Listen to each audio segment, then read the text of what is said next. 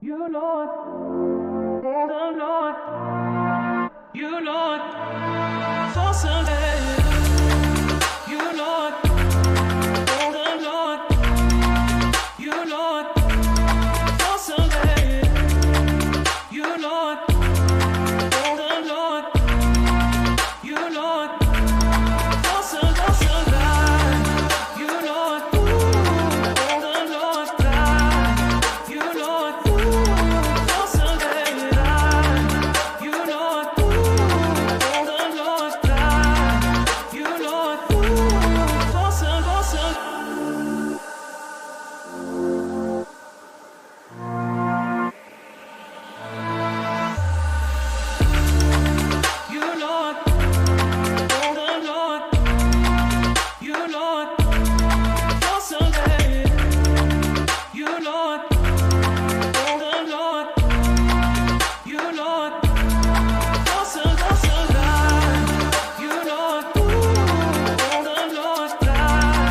you Lord, for Sunday. You Lord, the Lord, you Lord, for Sunday.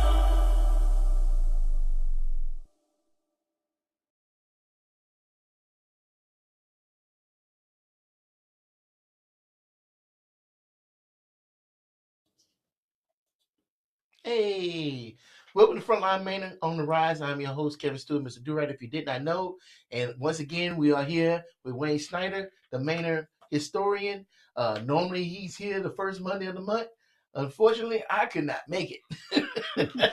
But he graciously said that he would come back, and we want to get this in here every month. And he is here today, and we are going to just jump into it, talking about the richest broke man in Travis County. That's a good way to describe him.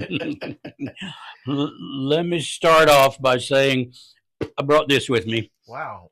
This is over 100 handwritten original historical documents relating to Manor. Really? They all have to do with the man that we're going to talk about tonight. Really? And I got this from a very nice woman who lives in Homer, Alaska. Yeah, I heard that. Her name was Cindy Coplin. Her maiden name was Greg, and she was related to half a dozen different families that lived in Manor.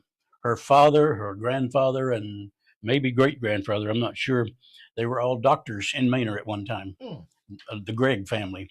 Okay. But she lists, I've got a page here that she wrote out that tells her background, and she says, I'm related to many families in Travis County and Manor.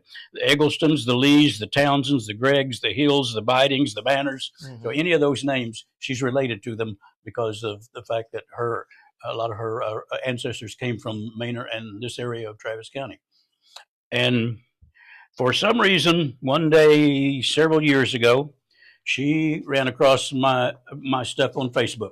Okay. And she was looking at it, and she contacted me to tell me that she had all these documents that had been saved out of an old house that was being torn down. And the people who were saved them passed them along to another relative of hers and said, here, that y'all might be interested in keeping these. Okay. And so that person passed them on to her. But by then she was living in Alaska. She lived in this area for a number of years, but then for some reason she went to Alaska and liked it, so she stayed. Well, that's a hell of a move. so I don't know exactly why, but she loves it there. But anyway, she got in touch with me about 4 or 5 years ago now and told me that she had these, and they're all from the Townes, Eggleston Dick Townes family. Some of them are records from his law office. Some of them are family records. Some of them are records from his estate after he passed away. Okay. But all of these in here relate to the Eggleston Dick Townes family in one way or another. And she took the time to scan every one of these documents and put them on Google Drive and send them to me, just a few at a time, so that I could look at them. And once I got to looking at them and telling her certain things about all of them, she said, these things really belong to Manor. I'm going to give them to you so you can have them. her mother lived in Austin. Her mother was celebrating, I believe, her 95th birthday. This was about 4 years ago now, celebrating her 95th birthday. And Cindy came down to celebrate her mother's birthday. And when she did, we met here in Manor, and she turned all this stuff over to me. Wow. And so I took it. I mean, it was just a stack of stuff at that time, but I took it. There are documents in here that go starting in 1850 and go all the way to 1892.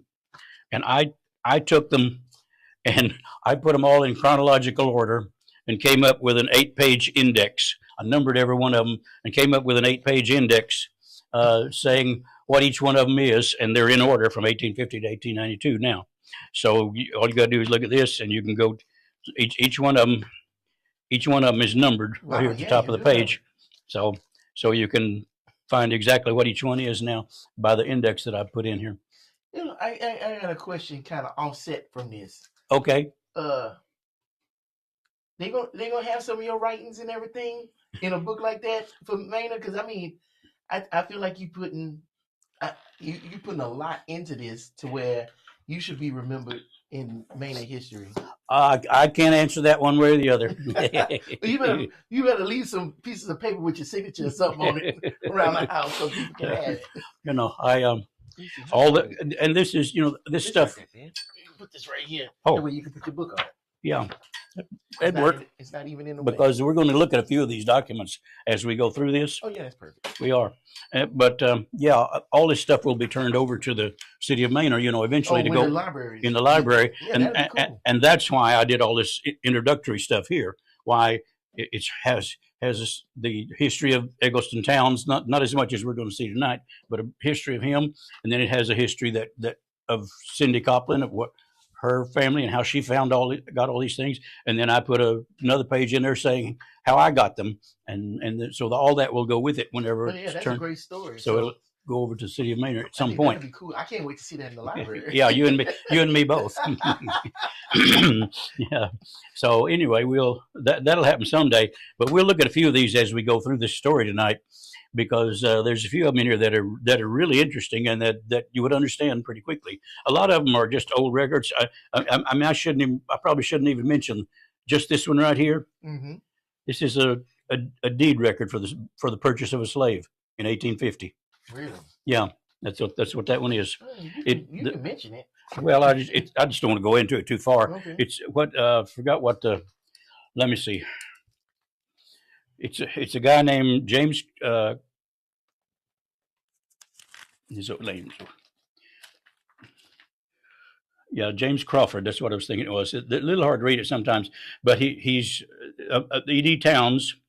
Yeah, purchase of one Negro man, about 23 years old, and in every one of these deed records I've ever seen, they have to say that the person was of sound body and mind in when they sold him, and that was the deed record, 1850, for the purchase of that one person.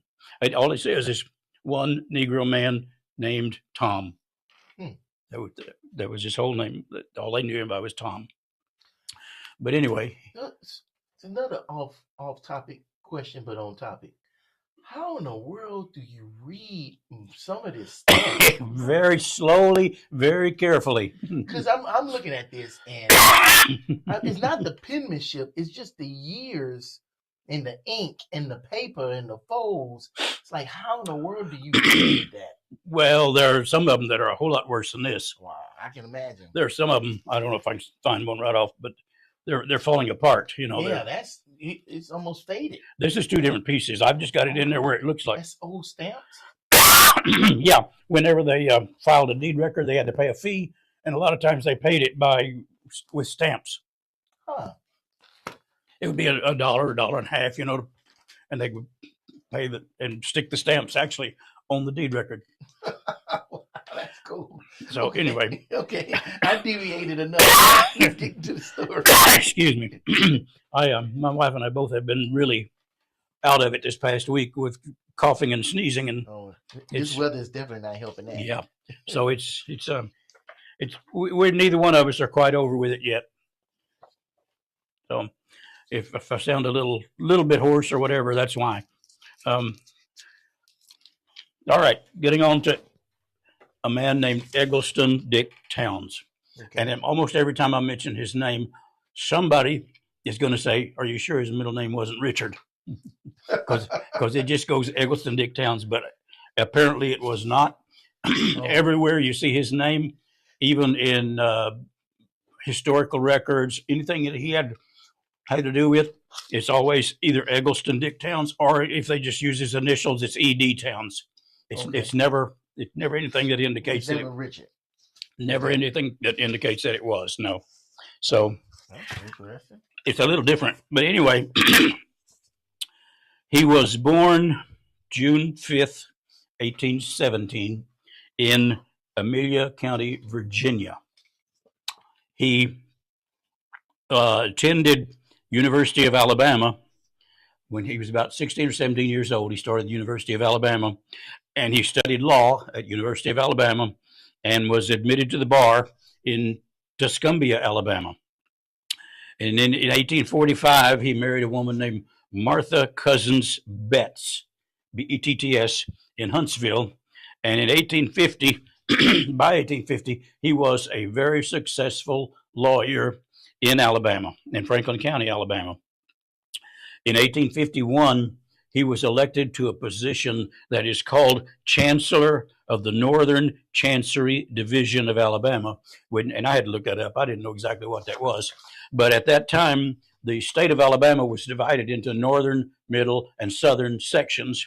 And each one of those sections had a number of district courts that were known as chancery courts. Okay. And a chancery court is a court that the judge makes the decision in the court based more on what is fair and what is just rather than according to absolute letter of the law.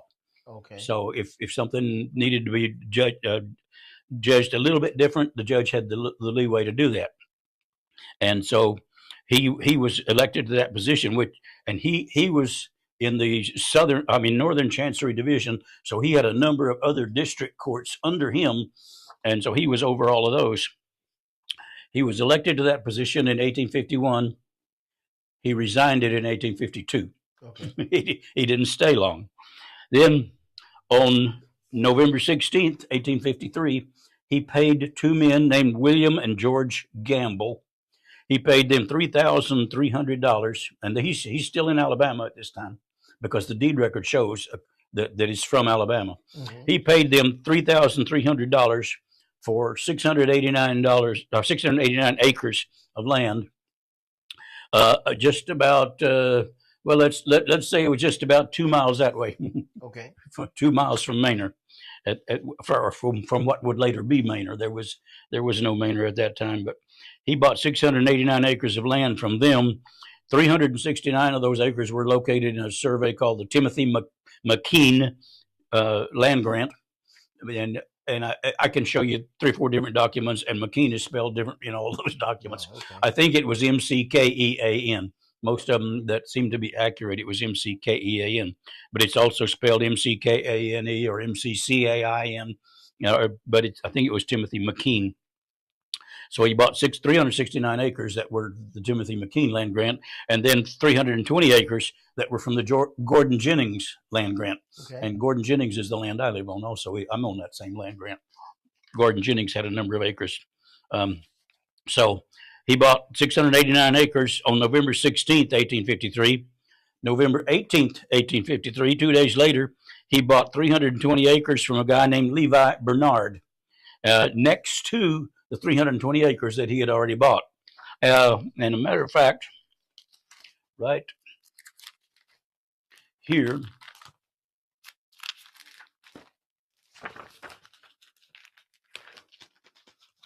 let me see. Oh, wait a minute, I skipped right over it. That's why I can't find it. Right there is the deed to that 320 acres. That's the original handwritten deed. And right there, you'll see Levi Bernard. Right there is his name. Wow, that's all you just needed was to write it out on a piece of paper, huh? Oh yeah, and you know it's the original deed because I'm not going to pull it out because it's in pieces. But right here, you can see the original embossed seal from the Okay. county clerk's office Okay. where it was filed. So that is the actual deed record from 1853 Wow. where he purchased that land. So no lawyers or nothing needed. They just signed it off and paid. Well, he was a lawyer, so he could take Oh, I guess so he could take care of it with no problem. That seems like that's not good for your interests. Well, there's most likely one of these pieces back here that is turned backwards that you can't see is probably has a notary public Okay. that also signs it and puts a seal on it. But anyway, that is the actual deed record from 1853 where he bought that land. And so he bought that, and then in January of 1854, the next year, he bought 2,750 more acres from a guy named Nathaniel Amory, and it was next to the 369 acres that he had bought in the first purchase. Wow. So he bought all of that. By this time, by 1854, his records show that he owned 7,079 acres of land right in this area of Travis County. Well, how much did he buy that last parcel of land for? I don't think I even put that on here, but this, I mean, it would take. It's got to be. Yeah, I don't If remember. the first one was $3,000, he had to pay maybe Yeah. 6 I to don't- 8. I don't think I even put that on there, but for some reason, but it would be easy enough to find. But anyway, Just imagine buying land for that much money. You barely can get a quarter acre land to put your house on.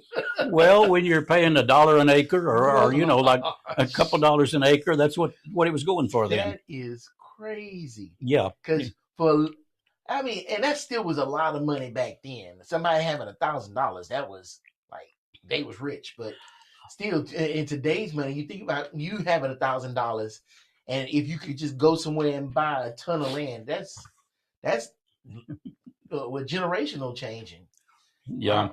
Okay. Yeah. He must, I don't have anything that proves it one way or another, but I think he must have made good money as a judge in Alabama and a lawyer in Alabama before he came here, Well, because those three or four purchases right there mhm. were all just as he was moving here.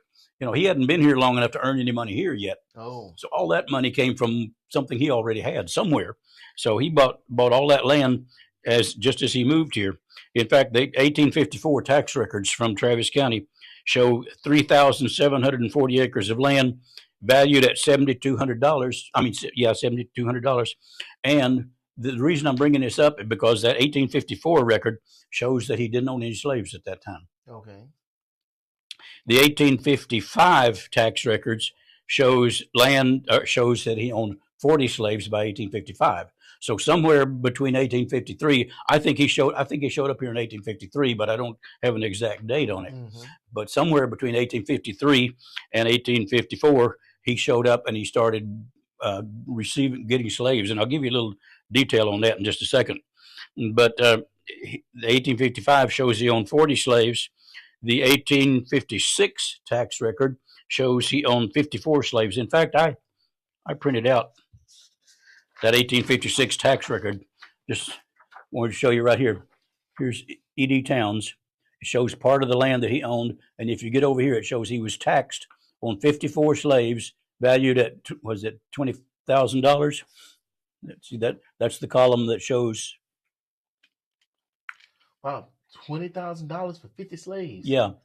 Wow, he had some money. He- He bought a lot of land, had a lot of slaves. I know you're gonna get to it, but I wonder what he was gonna put on this land, because it sounded like he was just making investments and he was parking. Oh no, he became a planter of a lot of different crops. I'm sure he probably had a little bit of livestock, but mainly he raised crops on his land. Okay.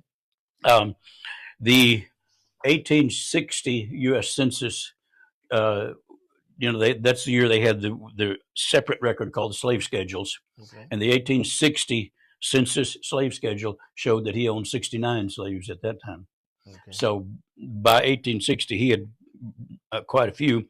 Now, a history of Texas that was published in 1893 said about Townes and his family, it said he came overland to Texas, consuming about 6 weeks in making the trip. From Alabama to Texas took him 6 weeks Okay. to get here. But that particular record says he brought with him about 90 slaves and opened a large farm in Travis County. I'm not so sure that line is correct because a later volume of that same book that was published in 1914 is a story about another judge from Alabama. So I think they must have known each other back in Alabama. But it's about a judge named uh, Richard Edward Brooks. And Richard Edward Brooks says that when his father, who was Charles Wesley Brooks, came to Texas in 1854, he says he brought to Texas the slaves of Judge Dick Townes. Mhm. I think that makes more sense that Townes came to Texas in 1853, bought all this land because he wouldn't have any place to put slaves or anything for them to do when he was just buying the land. Mhm. So I think he came to Texas in 1853, bought all the property, and then this friend of his brought his slaves out to him in 1854 because he was moving to Texas also. And so he brought those with him. All right, let's go get a look at Eggleston Dick Townes. Photo number 1. That's him. That's the only picture I've seen of him. So he looked like a distinguished judge, doesn't he? It doesn't look like a judge. That's Eggleston Dick Townes. So that's the only picture I've seen. Go to the second photo. That's just a cutout of the tax assessment record. You can see up there it says 1854. If you look real closely, it's there. You see they wrote a 4 in there. That's Travis County tax assessment record, and you can see E.D. Townes, and it just shows some of the land there that he owned. I just threw that in there so you could get an idea of what these kind of records were. Okay. And you can see it shows he owned 620 acres of the first one's Gordon Jennings, and then 370 acres from Timothy McCain. It was actually 369 acres, but they listed it as 370. And then you can see the 2,750 acres from A.C. Caldwell land. Mhm. So that's the way they listed them in there. But that's from 1854. Oh, and right there it says that 2,750 acres of land was $4,100. $4,100, yeah. Wow. The 360 or 370, as it says there, from Timothy McCain was $1,850, and the 620 acres was $1,250. So he's paying all that before he's even got a farm going here in Right. Travis County. So he's got money from somewhere. Yeah. So Definitely. That's what yeah. So 5, 6, 7, 8, 9, 10. That's like what's that? $10,200 dollars. Yeah. But that's a lot of land. and That's then a lot of land. for the early 1850s, Yeah, that's a lot of money. that's a lot of money. Yeah, for the early 1850s. I mean, that's almost Rockefeller and them money, ain't it? All right, now let's figure out where this was in relation to Manor of today. Okay. Photo number 3. The part that is highlighted in blue, light blue, green, whatever color that is, that's the Timothy McCain 369 acres that he bought first. Okay. And see up at the top there, it's top right, it says McCain, but I think it should be McKean. And over here on this side, you can see the town of Manor. Okay. And that's 290 going through it. Yeah, yeah. And that's Well, going no, to- okay. that's the old Highway 20. Oh, that's going through it right now. Yeah, Okay. 290 would run further, a little higher up. Okay. Huh. 290 wasn't there. That's from 1940. Oh, okay. I got you. There was no 290. I mean, yeah, 1940. That's a 1940 map. The ones we were talking about this morning. Okay. Those are the historical. I mean, the aerial photos from 1940. So I put that in there just so you could see where the Timothy McCain land grant was, because his homestead was in the Timothy McCain land grant. His home, 200 acres that he claimed as his homestead. Okay, so that's all right. So that road that's curving out of the city and over, and that's cutting through his land is That's Old Highway 20. Old Highway 20. Yeah. All right. And this is what the other 3 maps are for, is to show you where that is today. Okay. I was just trying to get understanding. So basically, all right, I got you. So he comes. This is the original, and everything you see related to his deeds related to his land, his homestead, Mm-hmm. says on Wilbarger Creek, and that big wavy black line going through there is Wilbarger Creek. Okay. So we know that his homestead, his home, was somewhere in that shaded area, but right down on Wilbarger Creek. Now, next photo. Wow. That's All right. If you zoom in on it, we're still in that same area, that same 369 acres, mm-hmm. but you can see inside that red circle there are buildings right there. Yeah. There's a house and there's other buildings there, and that's where I think his homestead, his home, and his homestead was, right in that area, because it's always said on Wilbarger Creek. So is that where the Old West Market Ghost Town is? Yes, it is. You're guessing good. Well, look, I'm cheating also. That's all right. Yes, it is. Okay. All right. So that's Wilbarger Creek, and his home was right there on Wilbarger Creek. You can, if you were looking at the actual map, you could zoom in further, but I didn't want to zoom in too far because then you couldn't tell exactly where it was. Okay. But there's a house and there's several other buildings you can see right there. What? Probably is a ghost town. Okay, next map. There I zoomed in further. That's the big black area is Wilbarger Creek, and there you can see the big building right there that was most likely the house, and then a lot of other little outbuildings toward the back. Huh. So that's going to be where his house was, his homestead was. Now one more photo, one more map, and we'll see where that is today. Not that one. No. One more map.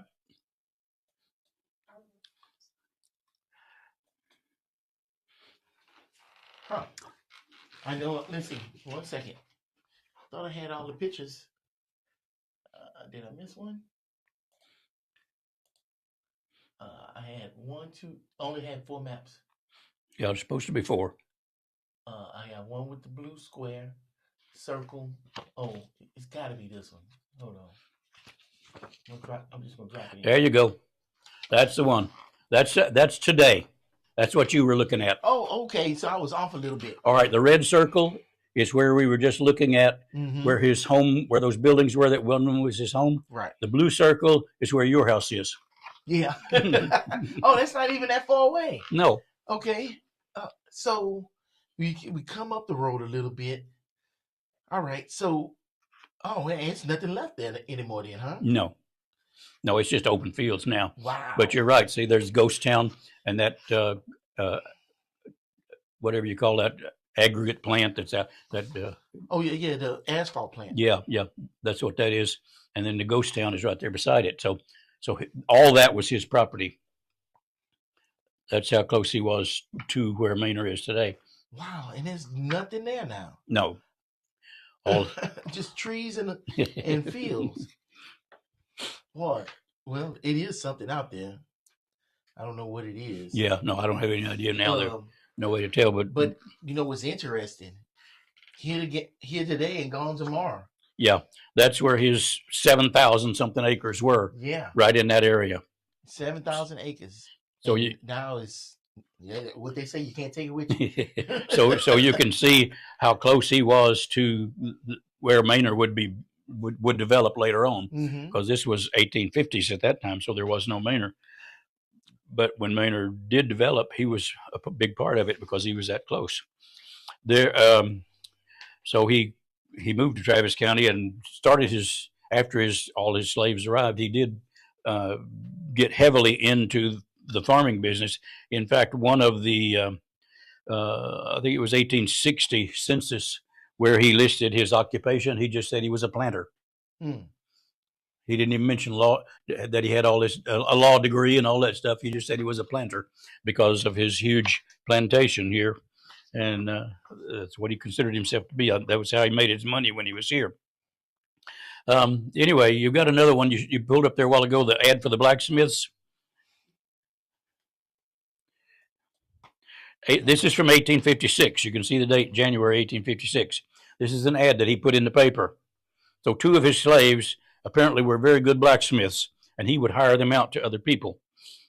Two good blacksmiths to hire out, but both are good plantation smiths and horseshoers, and one a fine coach smith. So they were hired out by Townes, and it says applied to George Hancock. George Hancock was apparently a friend of his who had a business in Austin, and so had a store in Austin.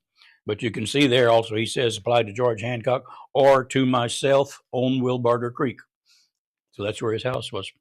But anyway, by 1856, and this was right after he set up his plantation. He hadn't been in business but a year or two at the most that he started hiring out his blacksmiths. So he was trying to recoup some of that money. It could be By the month or the year. That's definitely trying to recoup some money. When the Baptists of this area back in the late 1850s decided to form a new church, some of the original members that signed up were James and Phoebe Manor and E.D. and Martha Townes. They were some of the original members of the Baptist church in this area. In fact, since I wrote out these notes, I ran across a couple of newspapers that are called the Texas Baptist. That's the name of the newspaper. And it's a newspaper that puts out all Baptist church news. And I found 1856 and 1858 editions of the Baptist News that has Eggleston Townes' name listed in different places where he was appointed to this committee or was told to go do this in the Baptist church and all that. So even as 1856, he was active in the Baptist church and in what they were doing in this area. The church met in a building, a log building, it was said, that I think was somewhere close to his plantation, because the records I've seen said it was 2-3 miles east of Manor. So it had to be somewhere close to where he lived. So he was involved in that. And he was one of the deacons of the church. And it says he was also Sunday school superintendent in the church. So he was quite active in the Baptist church in that day and time. In 1858, when the Parsons Seminary, or at that time it was Parsons Female Academy, the school that was started in this area in 1858. E.D. Townes was one of 4 trustees who each donated $500 to get that school going. And that a few years later, he was president of the school. So he was quite involved in things going on in early day Manor. By 1860, he was considered to be one of, if not the wealthiest man in Travis County. Wow. He listed his profession as planter, as I said, and the census showed he had 69 slaves. And all they list is the slaves' number, their age, and that sort of thing. And no names on any of them, but he showed he had slaves ranging from 1 year old to 60 years old working on his plantation. So it also showed in that record for that year, the census, that he had real estate valued at $20,000 by then, and they said his personal estate was valued at $30,000. Oh wow! So his between his land and his slaves and his farming and everything, he was said in 1860 to be valued at $50,000. And yes, I looked it up in today's money, and that's 1.3 million in today's money. So not that rich. So, but from that day and time, he was considered a millionaire. And around that day and time, how many people were actually in the area? Not a lot. Most of the land that was around where Manor would eventually be was big plantation areas like this, big plantations, and there were a number of different ones, because you can go through the slave records for the 50s and 60s and find that who had how many slaves. I mean, even James Manor had a number of slaves on his property because he had quite a bit of land also. So was the county lines the same as they are today, or was Travis County smaller?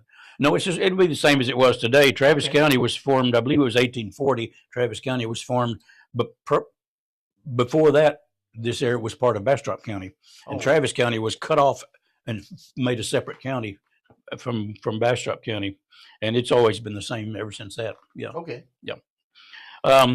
E.D. Townes served in the Texas legislature from 1859 to 1861 as a senator. He represented Bastrop, Burnett, and Travis counties, all three, in those years as he served in the legislature. He served again in the House of Representatives from 1861 to 1863, and this time representing only Travis County. So he was quite involved, not just a lawyer, not just a slave, a plantation owner, but served in the legislature and the Senate also during that same time. Now, here's where the downfall started. In September 1863, he wrote out his will. He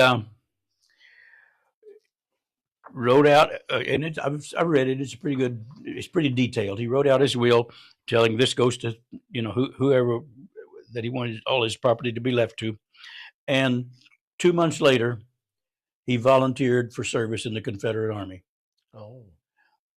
2 months later, he was when he enlisted, he was given the rank of major.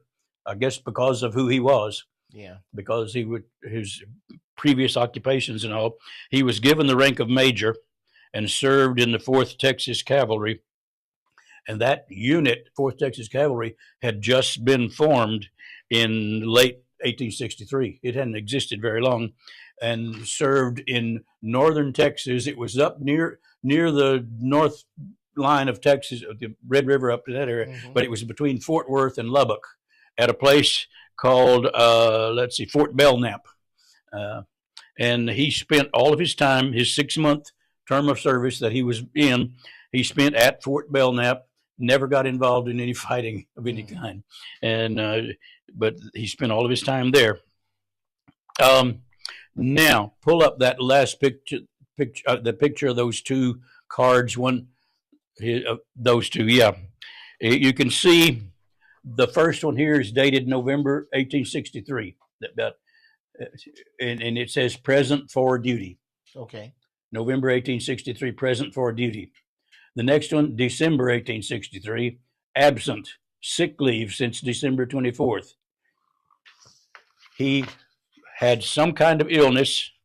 I don't know exactly what. I've never found anything that said, but a month, just right after he was appointed as major and went into that service as Fort Belknap, somehow he became sick. Because those are the two records that say November he's present, December he's absent. It says he'd been sick for 30 days by the time they filled that out. So don't know exactly what it was, but he got some kind of disease, some kind of sickness. And December 24th, the same date as that second one there, where it said he'd been sick since December 24th, it says that he came back to his family in his area where he lived, and it says that he was never able to recover from the illness, and he died without ever having gotten out of his house again at the age of 47. Okay. He August 31st, 1864, he died without ever having left his house after he came back. So don't know what it was, but it was pretty serious because he was only 47 years old. 1893 history of Texas that I mentioned earlier says he was taken sick. He was conveyed home in a wagon. He never recovered from the illness and died at his house. So he was 47 years old, 1863, he died. Some sources I've seen say he was the first person buried in what would later become the Manor Cemetery. Some places say it was the second, whichever he was buried in 1864, and that was before it was actually a cemetery, because we know that James Manor gave the land. James Manor gave the land to the trustees of the church on Wilbur's Creek in 1871. Right. So it wasn't officially a cemetery in 1871, but I'm sure they buried people on the church property is what they would usually do. So he was buried there in 1864, and then when the cemetery was designated, it encompassed the grave area where he was buried. And you can find him and his wife's graves in the Manor Cemetery now. Only thing is, if you go looking for if you go on Find a Grave to try to find information about Eggleston Townes, you have to know that they misspelled his name on the tombstone. They left out the E. His name is spelled Towns on his tombstone, and it should be Townes. Hey, his family didn't get the tombstone. I don't know. So that's a long lasting mistake there. yeah, whoever made it misspelled the name, so I don't know who it was or when there was it was. a lot of that back then. yeah, there was. All right. When after his death, they made an inventory and appraisal of his estate, which is what they always do when somebody's got that big that much land, that much property, that many slaves, that much money. They made an inventory and appraisal of his estate, and it showed that he owned at that time a total of 5,232 acres of land. In November of 1965, 200 acres of that land, making up his homestead. That 200 acres plus, and this is according to the probate court. Okay. That 200 acres that made up his homestead, along with 5 milk cows, 1 mule, 20 hogs, and $50 worth of farm implements were set apart for his wife. Okay. Those were given to her in the probate records. Let me see. Yeah. Page 18 here. This is the list. Let you take it here where you can see it. This is the list that they made of all the farmland that he owned at that time. This is at his estate. This is after his death. So, and flip that over and the rest of it, so it shows how many acres he owned and where each one of them was located. I'm gonna say this: cursive writing is overrated because what in the world? What in the world are they saying? And barely can read that. I said you read slowly and carefully. Ooh. So, but anyway, that showed that 5,232 acres that he owned at the time that he died. Unfortunately, when they got to appraising his estate and looking at what he owned and what he owed, he was declared to be insolvent. After having all that money, and I found several different records. When I first read this several years ago, I thought, now, how in the world did that happen? Right. How come if he had $20,000 worth of land and $30,000 worth of personal property, how 2 years or 3 years later, how did he become declared insolvent? And when I got to thinking about it, and later on when I looked, I found 2 different records that blamed it on the Civil War. They both said it was because of the war. And when you stop and think about it, in 1860, he had 69 slaves working all of his plantation. By 1865, if he had any of those same slaves working his plantation, he had to either pay them to work or they had to work as sharecroppers. They'd get part of the land or they'd get part of the crops. So he was only getting half of what he had been getting probably from out of his plantation by then. So that apparently took a big toll on him. I ran across a letter that was written by the man named Richard H. Lee. Richard H. Lee was the executor of Townes' estate after he passed away, and Richard Lee was his brother-in-law. Richard Lee was married to Townes' sister, Polly, and Lee was designated as the executor of his estate. And I ran across a letter that Richard Lee had written, and this was to a man named Richard Archer in Port Gibson, Mississippi. Okay. And here's what he said. Dear sir, yours of the 27th, 2 E.D. Townes, is at hand, but the one to whom it was addressed was gathered to his fathers on August 31st, 1864. I am his brother-in-law and the executor of his will. He, as has been the case all over the land, he left an insolvent estate, or rather it was made so by the results of the war. So it says his estate was made insolvent by the results of the war.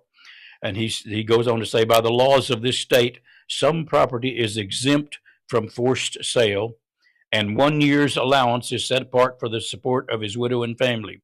They are getting along comfortably.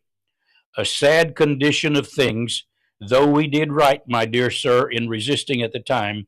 Even if we had known, the result would have been even more disastrous than it is. And then he says, we at least maintained our manhood. And he's talking about the Civil War. Right. And when he's in those last few lines, he's talking about the Civil War and about what happened with all of his slaves and the fact that he couldn't didn't have them like he did before to work his land. So he rose up to fight in the war, and the result after the war was worse than they even thought it would be. Yep, exactly right. And then in 1870, Richard Lee filed a report for the Travis County Probate Court, and he said, "Well, let me back up and insert one other thing here. A history of Baptist of Texas that I talked about earlier. In 1907, in an article they did about E.D. Townes, they said, though he was a man of wealth, like many others, as a result of the Civil War, Judge Townes left his family without means when he died in 1864. So I found at least two different records that both say it was because of the war. And so, with all his land that he had, the value of that land was less than how much he owed. Yes, and you'll see exactly how much here in a second. Okay. Yeah, you're exactly right. I don't know. I would say this: Manor seems to have a history of people living here getting screwed over. I hope it's not going to go down that road, but it sure sounds like it. No, it really isn't. It's just because of the war. Apparently, that's the whole thing. Because in 1870, Richard Lee filed a report with Travis County Probate Court, and he said this. He appealed to the court, the officers of the court, and he said, I would respectfully submit that the assets of said estate are insufficient to pay all the debts, and that the amount in my hand collected is sufficient to pay 40% of the indebtedness. Wow. And I respectfully ask for an order from the court to pay 40% of his indebtedness. And the court listened to what he had to say, and then they responded. The court said, it appearing to the court that there is sufficient amount in his hands to pay 40 cents on the dollar on all the claims legally presented within 1 year. It is therefore ordered by the court that the said R.H. Lee, executor of the estate, pay to each claimant, according to the list reported by the executor, the sum of 40 cents on the dollar as to what they were owed. Now, right here,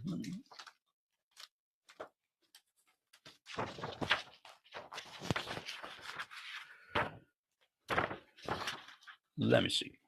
Oh, next one. Right here. That's the list they made out. The first column shows everybody that he owed money to. Okay. Second column shows how much he owed. Third column shows what 40 cents on the dollar would be. Okay. Fourth column shows exactly what they got paid. Fifth column shows how much they were still owed. And then every once in a while you can see a little penciled in notation that says somebody got paid. So a few of them got paid, but most of them ended up with 40 cents on the dollar. Wow. And that was all the people that he owed money to and how much he owed. Can I see that? Certainly. Yeah, I want to see this.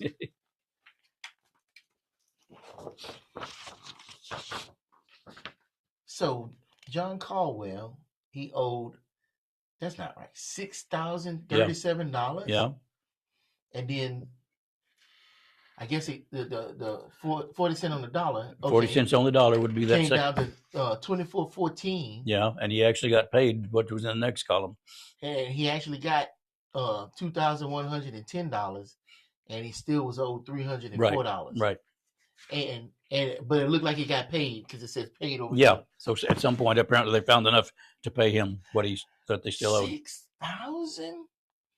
Holy smokes! I wish it showed what it was for, because there's a lot. 6,000, 6,000, 1,000, 2,000, 2,600, 1,200, 4,000. He owed a lot of money.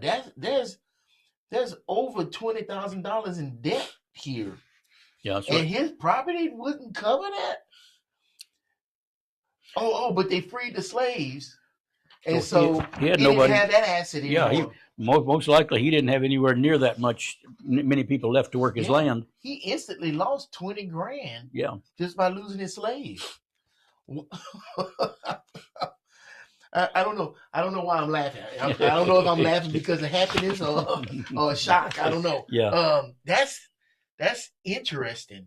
How one day you're prosperous and the next day you're destitute. Within 3 years, yeah, because Yeah. in 1863, when he volunteered to go into the Confederate Army, he was a wealthy man. 3 years later, in 1866, after he'd passed away and they started doing his probate records, he was broke. And and I'm just going to say this. I don't know if it's the appropriate time or whatever, but a lot of people say that the Civil War wasn't about slavery, but I think that man says yes, it was definitely about slavery. I'm sure it was because I he mean, had so many. Yeah, I mean that was his way of life. That was his living, and sure enough, by losing that battle, he lost the war of living. Almost to the point to where he had some disease. He may have a disease of broken heart from losing all his money. Who knows? So, but they had to end up selling off a large part of his estate Wow. in order to pay what they did, the 40 cents on the dollar. There's a number of deed records where they sold off parts of his estate, Now, parts of his land. I don't know if you know, but I'm going to ask the question anyway. What if he would have survived? What if he wasn't sick and now he can't pay? What would happen to him? Yeah, you're right. I probably can't answer that, but yeah, I don't know if he had not been sick, had survived, he may have been able to work out with some kind of deal with some of these slaves. You know, they could keep working for him, because if you go through the Freedmen's Bureau records, you see where lots of former slaves made deals with their former owners to where I'll work for you on halves. You know, I get half, you get half of the land or half of the crops or whatever it was, whatever deal they made. So he may have been able to make deals with a number of them to where they continue to work for him, but then he may not have. Who knows? To skate by and string them on long enough to where he can fight. But he owed a lot of money, and Yeah, he did. It wasn't going to like go down. It was just going to keep climbing up, because who knows how much interest he had on it or how much he could actually pay on it. I mean, this is just them taking all his assets and just liquidating it and putting it into his debt, and he only could do 40%. Wow. Yeah, he did have a lot of debt, and that list there doesn't tell us what they were. I like you. I wish it did, but I don't know. It had something to do with his lawyer business, or it had something to do with his farming, and I don't know. I mean, back then, $2,000 worth of anything is a lot of something. That's Yeah. yeah. I mean, that debt is higher than what he paid for a lot of that land. Certainly is. So I don't know. It would be interesting to be able to find that out, but I don't know. Or would I'm sorry, wait. That's all right. I think it's interesting just trying to speculate. What if a lot of that is due to buying that land and he didn't pay it all outright? I don't know. I don't see any indication that he didn't pay for it. Yeah, but you don't see any indication that he did. Well, the deed record just says most of the deed records say that he, when he bought the land, he paid the money. Okay. At the time that he bought. Most of the deed records that I've seen. And I think we talked about in the past with some other deed records, it showed that they still owed on the land. Yeah, if he owed, they would take out a note, to pay. Gotcha. But I don't see that in any of his deed records that on that land they purchased. So okay. So apparently he had money. In Alabama, he had money. When he came to Texas and bought the property, he had money. But later on, somehow or another, he got really into debt, and because of the war, he had no more ability to farm like he did before. Mm-hmm. They just couldn't pay it after he passed away. That's one of those COVID situations. Yeah, like literally, there's points in history that is almost like a eraser wiping across the country. Wow. Okay. Yep. Anyway, his wife lived on another 30 years after he passed away. His wife lived until 1894. He died in 1864. She lived till 1894. Did she remarry? No, she never did. Wow. And she is buried beside him in the Manor Cemetery now. But there was one record I saw that said that after she got the 200 acres and the 5 milk cows and whatever it was in the probate records, that she had to go to work as a school teacher to support herself. So I don't know how long that lasted, but at some point she became a school teacher. Wow. So well, I mean, she made it work. If she made it, yeah, another 30 years, she made it work. Well, when he died, how old was she? I don't remember what I say when she was born.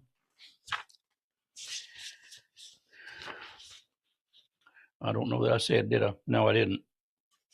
I'd have to go look it up. I don't remember, but she apparently was a little younger than him, but I don't remember what it was.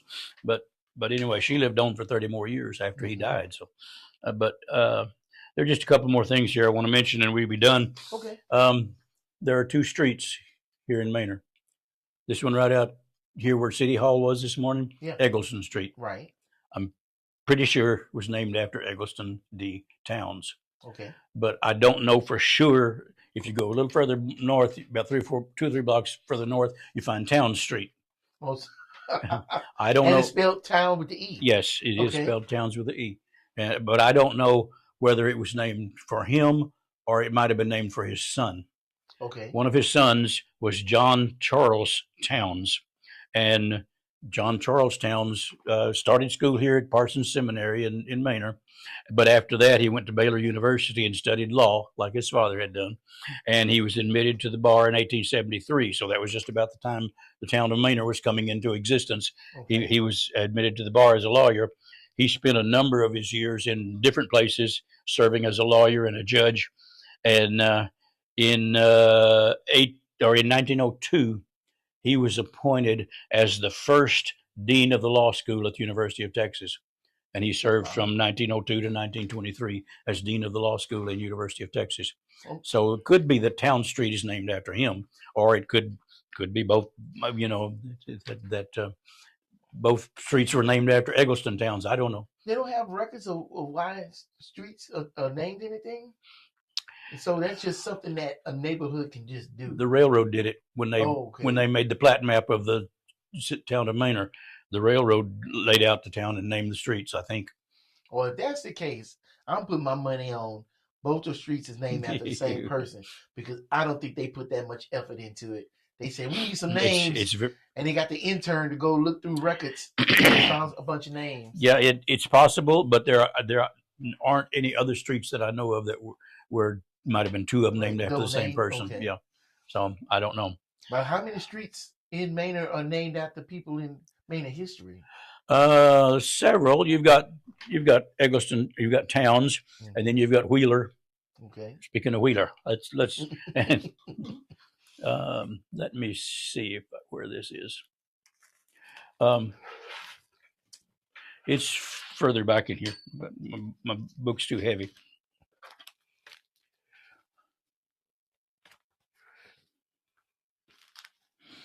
I told you that his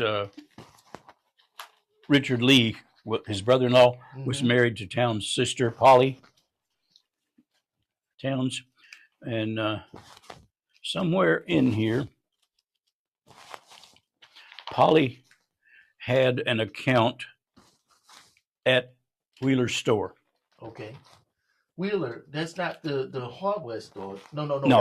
That was Ludecky. You're talking about. Yeah, that's right. Yeah, Wheeler opened the store in 1868 before there was a town of Manor, and went on for a long time with the store. But in 1892, here it is. Mrs. P.S. Lee, Polly Segar Lee, was Townes' sister. She had an account with John Gill Wheeler, and this is 1892, and she had bought all these things from the store. And she died in 1894, and she did not pay off this account. But here's the receipt from Wheeler's store, where Dr. R.S. Gregg paid the $33.50 on her that was owed on her account. See, there's the total was $33.56. Yes. And he paid that off. And I looked at that for a while, and I wondered, now why in the world did Dr. Lee pay off Polly's account? And I finally found the information that said she was living in his house at the time that she died. So, because her husband Richard had already passed away, so she was living in Dr. Gregg's house at the time that she died. So she had an account with with Wheeler that he got paid off. She also had an account with J.W. Bidding. He had a big store in here in Manor, Okay. right down there on Main Street, and she had an account with him also, because it says Mrs. P.S. Lee, and that's in 1892 also. So, she died in 1894. So, but these kind of records are good for Manor history, because these are the Bidding record here and the Wheeler. Those are big names in Manor history. Okay. They're just one other thing here that there is another record right here. This is also a list of the property that he owned at the time that he passed away, and it's 5,232 acres is what it totals. But what was important to me about this one, on the bottom they said homestead, 200 acres, set apart out of the T.M. McCain headright. So we know for sure that when his property was appraised at the end of his life, that they said 200 acres out of the Timothy McCain headright had been set apart as his homestead, and that's what passed on to his wife. Wow, 200 acres for homestead. Woo! That was pretty typical in that day and time. I want to see something. Go back in your book a little bit. Okay. There's a page that kind of struck me. Well, you want to? Yeah. Because I don't know. see what you're looking for there. All right. Take a look. Anything. So, this is interesting, and I'm gonna show everybody why I say it's interesting. It's not that one. Yeah, it's close. It was past the one with the hole. I think it's this one, but I'm gonna go back a little bit further. No, I think it's this one. This right here. I want to show y'all this. Okay, that's the last one I was going to show you anyway. Oh, it was. Okay. Yeah, that's the last one I was going to show you. So this sticks out to me. I'm gonna see if I can get this on camera, which I cannot, because it's not auto focus. But well, let's see which camera we on. This one. Yeah, you can see it a little bit if I can get it straight. Just, you don't need to see the words. The fact that somebody took their time and wrote this out, like it looks like, well, how you say the word calligraphy? Calligraphy, yeah. Like to write like that on a regular basis, and that was the main form of communication. And it wasn't no phones, right? No. Did they have telegraphs back then? I think the telegraph was. I imagine it probably did, sure, but all the main form of communicating long distance is going to be writing. Yeah. And to write like that's crazy. That is a lost art form, because I can kind of say I can read this. Yeah, I'm telling you, slowly and carefully, you can read it. Wow, it just stood out to me. It's like. And a lot of this stuff, as he flipping through the pages, looking at the handwriting and the signatures and stuff, it's like, wow, that's lost today.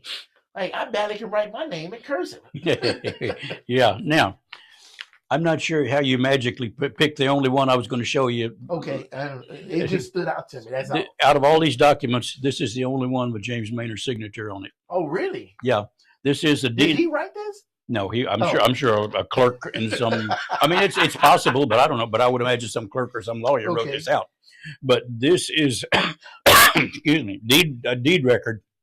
We were talking this morning about the little blue house across the street from City Hall, where Device Hero is. Mm-hmm. This is the original deed record from 1877, where James Manor sold that lot 6 in block 43 to Mrs. P.S. Lee.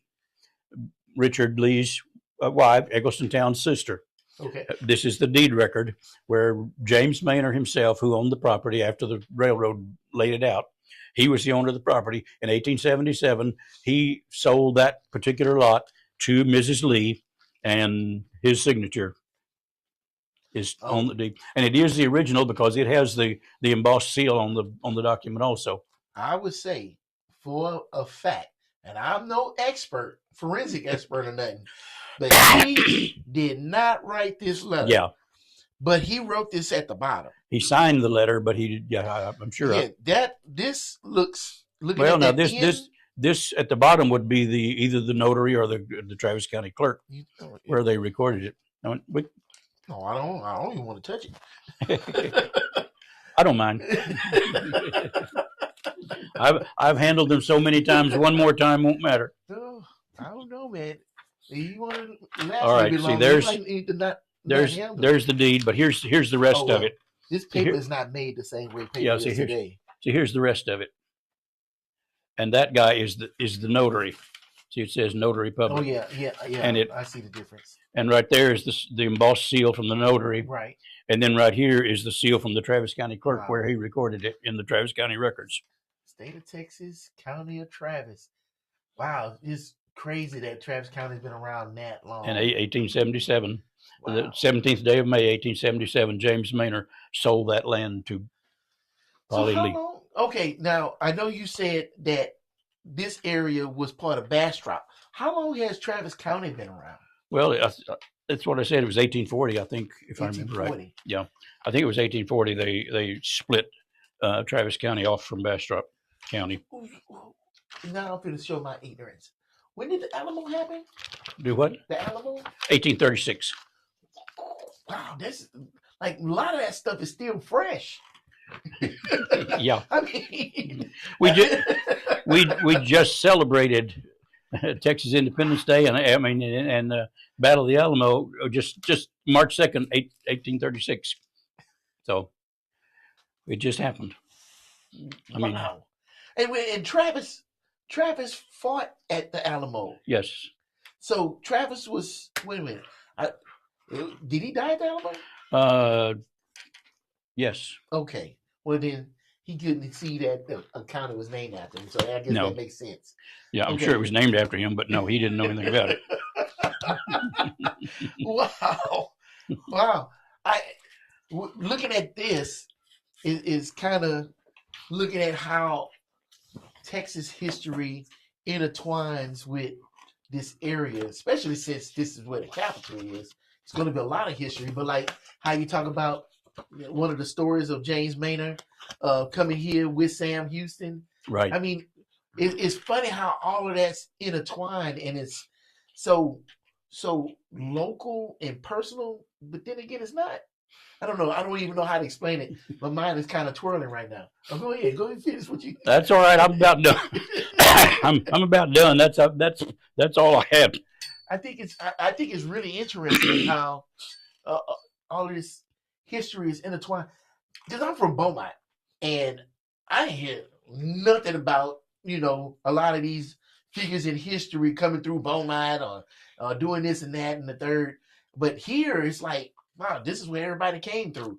Everybody bought land here. Everybody was doing this and that. Well, if you see some of the early advertisements for Central Texas, okay, they really wrote it up and played it up. It's really good farmland and really good a place. There was lots of livestock. I mean, lots of game that you could hunt, and there was really good farming land. And so this was the place for people to come. If they were going to set up a bunch of big plantations, this was it. Well, you probably don't know. I'm going to ask the question anyway. So right now, this is a very drought-stricken area.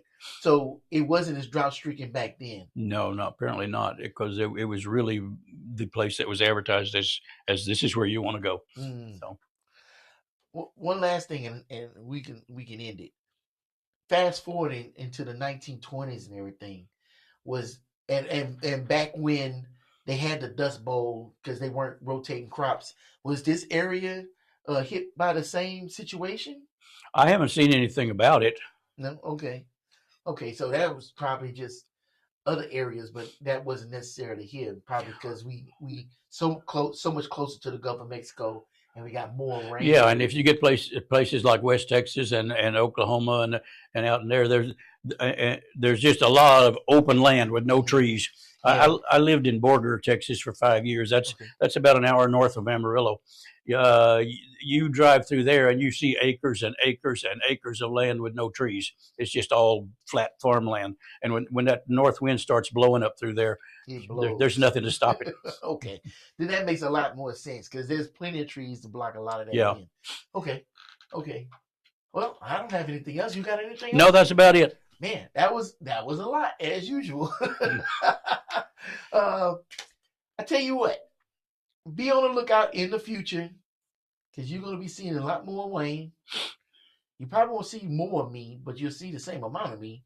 But we're going to get a lot more Manor history out there, and I think it's going to be interesting. I'm ready to learn more stuff about Manor history and how it intertwines with Texas history and United States history. So, yeah, just stay tuned. Things are about to happen. You know, I mentioned in our meeting this morning that we had, I mentioned about the woman that had contacted me who is she's in Louisville, Kentucky, Right. and yet she's with a company that does the decor for the Longhorn Steakhouse that's opening here in Manor. Mm-hmm. And she contacted me and said, "Can you send me some pictures of historical things in Manor? Because she needs at least 20 photographs that she can hang on the walls in the new Longhorn Steakhouse." Right. So I sent her 38 different pictures, and Well, that's cool. Every time you go over there to Longhorn Steakhouse and go get you a steak, and you see all the pictures, you know you was the reason why they up there. it's possible they might have my name on them, but they may. I don't know. Oh, well, I don't see why not. I mean, hell, I don't see why they shouldn't have a picture of you up there too. Well, no, we don't want to get that crazy. He does not want to take credit for nothing, man. He's funny. All right, well, oh yeah, almost. Man, my producer is the best. Before we leave, last week we didn't have it, but this week we do. We have the latest Manor Monday. Let's go ahead and check that out.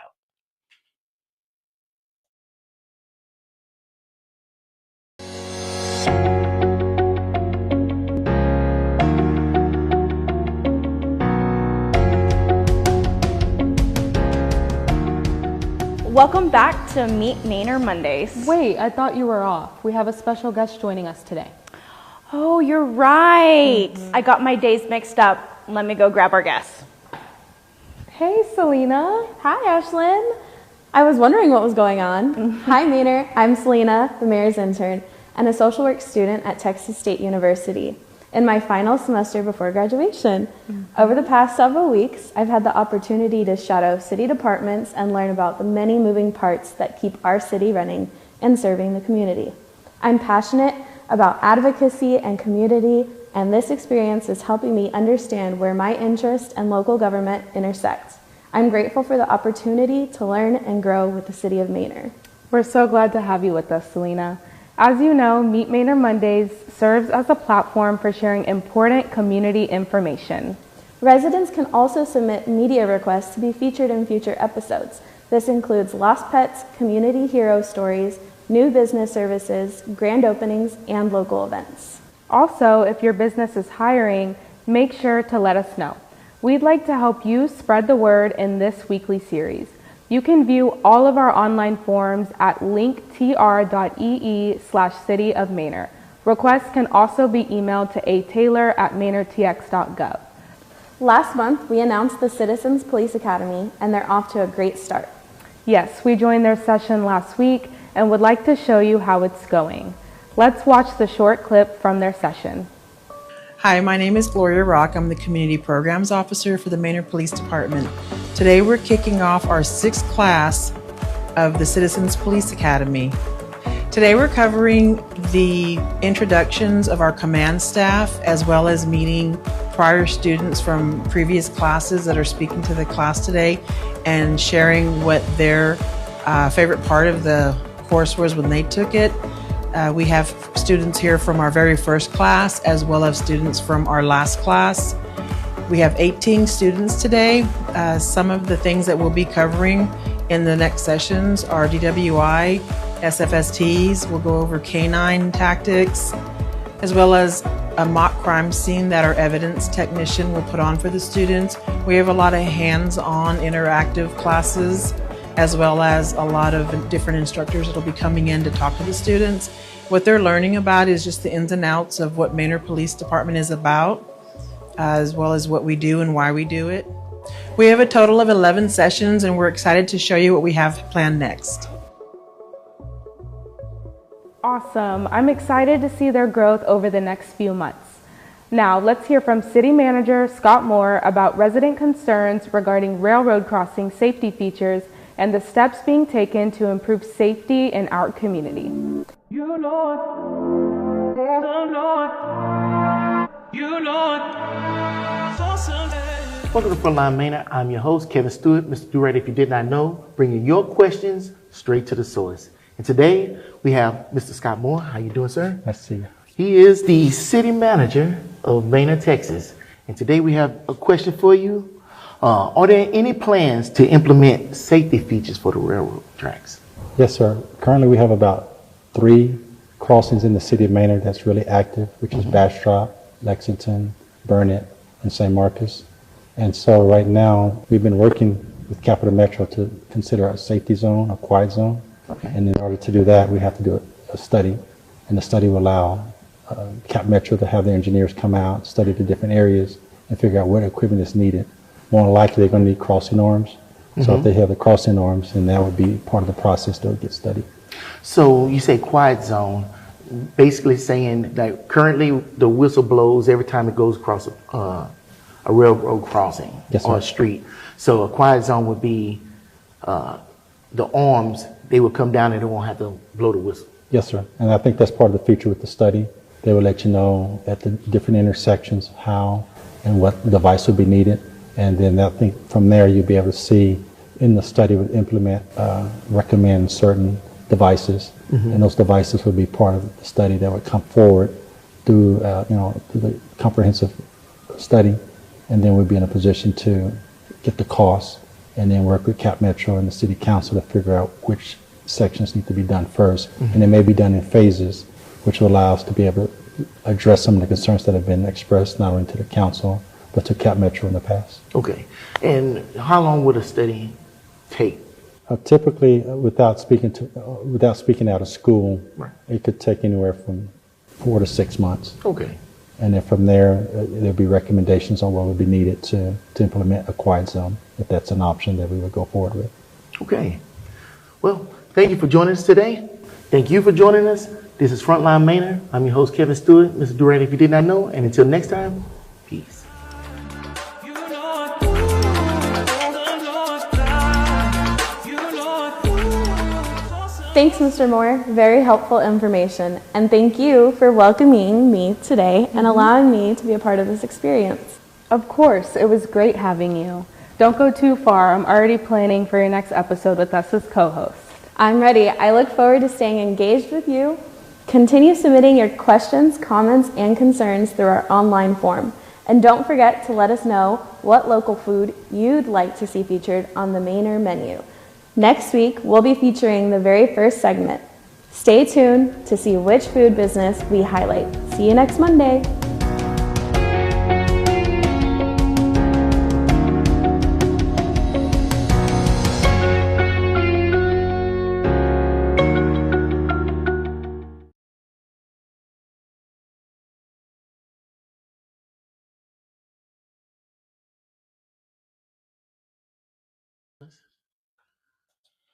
You got the microphone up? Now just unplug it. All right. So, thank you for joining us. If you see me, let me know my collar is jacked up. Don't let me just stay up with a little jacked up collar and stuff. But I'm glad we're sitting down now because I can look at my paper and cheat. Before, when I was standing up, I had nothing to look at. And my memory is terrible. I am terrible with names. What's your name again? And don't give me a title to go with the name. I'm really going to mess it up. But I'm going to say this though. Look forward to next month's Manor Mondays, because we are going to actually talk with TxDOT and ask questions about 290. So don't miss that. It's going to be one of our longest episodes. Well, at least my longest episode. I'm going to be talking to them majority of the show because there's a lot of questions people want answered about 290 and how we're going to rectify problems there. So be on the lookout next month for that. I'm looking forward to it. I can't wait to talk with them. I better reassure them that I'm not going to jump them too bad. But anyway, I know Wayne ready to get in the bed. I am too. So thank you for joining us. for Frontline Manor on the Rise. And until next time, peace.